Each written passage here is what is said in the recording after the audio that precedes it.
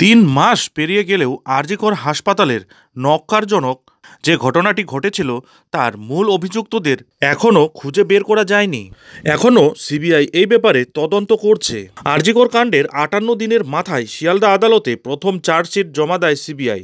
সেই চার্জশিটের ভিত্তিতে চার্জ গঠন হয়। তারপর 1 সপ্তাহ পর ইন ক্যামেরা বিচার শুরু হয় শিয়ালদা আদালতে।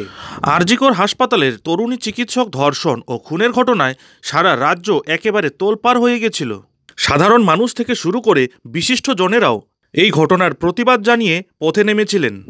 দাবি ছিল এই নির্মম ঘটনার মূলে যারা রয়েছেন তাদের গ্রেপ্তার করে উপযুক্ত শাস্তি দেওয়া হোক।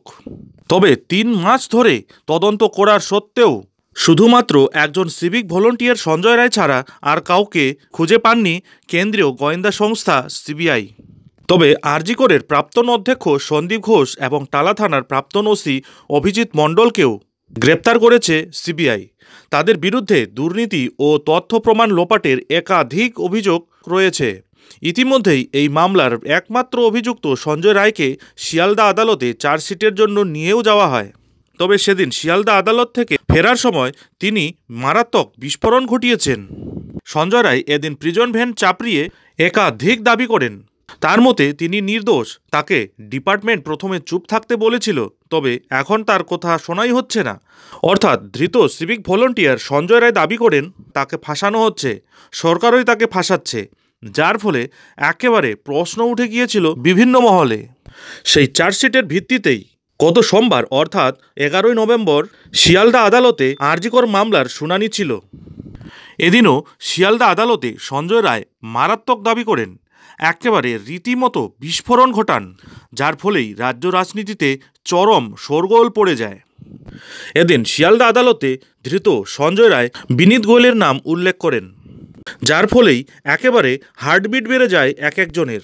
আর আজ অর্থাৎ মঙ্গলবার দেখা গেল এক অন্য চিত্র। সঞ্জয় রায়কে মারাত্মক সুরক্ষার ঘেরাটোপে আদালতে আনা হয়। আজ তাকে আনার জন্য প্রিজন ভ্যান না নিয়ে 3টি গাড়ির কনভয়ে তাকে নিয়ে আসা হয়। তাই অনেকেই মনে করছেন যাতে সাংবাদিকদের সাথে কথা না বলা যায় তার জন্যই এত সুরক্ষা বলয়। তার জন্য এত অতিরিক্ত সুরক্ষা বলয়ের মধ্যে সঞ্জয় রায়কে আজ আদালতে নিয়ে আসা হয়। আর এদিকে আরজিকর মামলায় পুরো চার্জশিটের অপেক্ষায় জুনিয়র চিকিৎসকরা। তাদের দাবি শুধু দ্রুত বিচার নয়, চাইছি ন্যায় বিচারও। আরজিকর মেডিকেল কলেজের মহিলা চিকিৎসককে ধর্ষণ এবং খুনের ঘটনার বিচার শুরু হয়ে গেল গত সোমবার থেকেই। গত 9ই আগস্টের ওই ঘটনার পর থেকেই দ্রুত বিচার এর দাবিতে আন্দোলন শুরু করেছিলেন জুনিয়র চিকিৎসকেরা। তবে গত সোমবার সেই বিচার শুরু হওয়া নিয়ে খুশি নন আন্দোলনকারীরা। তাদের কথায় শুধু দ্রুত বিচার নয়, ন্যায় বিচারও চেয়েছি আমরা। আসলে আরজিকর কাণ্ডের 58 দিনের মাথায় শিয়ালদা আদালতে প্রথম চার্জশিট জমা দেয় সিবিআই। সেই চার্জশিটে মূল অভিযুক্ত হিসেবে শুধুমাত্র ধৃত সিভিক ভলেন্টিয়ারের নামই রয়েছে। সিবিআইয়ের দেওয়া চার্জশিটের ভিত্তিতেই চার্জ গঠন হয়। তার 1 সপ্তাহ পর অর্থাৎ গত সোমবার ইন ক্যামেরা বিচার শুরু হলো শিয়ালদা আদালতে।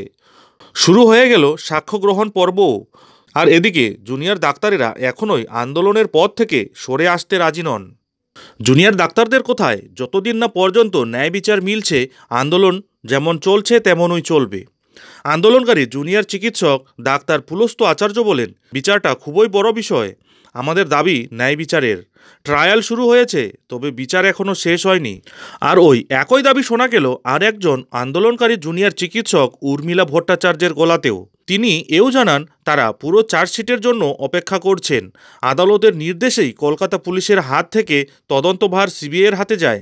তবে এবার সেই সিবিআই তদন্ত নিয়েও অসন্তোষ প্রকাশ করছেন জুনিয়র চিকিৎসকেরা। পুলস্তর কোথায় সিবিআইয়ের উপর আমরা এই মুহূর্তে পুরোপুরি ভরসা রাখতে পারছি না। এদিকে গত 9ই আগস্টের পর থেকে এখন অবধি প্রায় 3 মাস কেটে গিয়েছে। এই সময়ের মধ্যে ঘটেছে অনেক কিছুই। জুনিয়র ডাক্তারেরা তাদের আন্দোলনের ঝাঁজ বাড়িয়েছিলেন। পথে নেমে বিক্ষোভ ধর্নার পাশাপাশি কর্মবিরতি আমরণ অনশন পর্যন্ত করেছেন জুনিয়র চিকিৎসকেরা। দফায় দফায় সরকারের সঙ্গে আলোচনাও হয়েছে আন্দোলনকারীদের। একাধিক দাবিতে সরব হয়েছিলেন জুনিয়র চিকিৎসকেরা। তারই মধ্যে কিছু সরকার মেনে নিয়েছে, আর কয়েকটি এখনও মানেননি। তবে দাবি দেওয়ার তালিকায় প্রথমেই ছিল নির্যাতিতার জন্য বিচার। ঘটনার ৩ মাস পার হয়ে গেলেও বিচারের দাবিতে পথে নেমেছেন জুনিয়র চিকিৎসকেরা।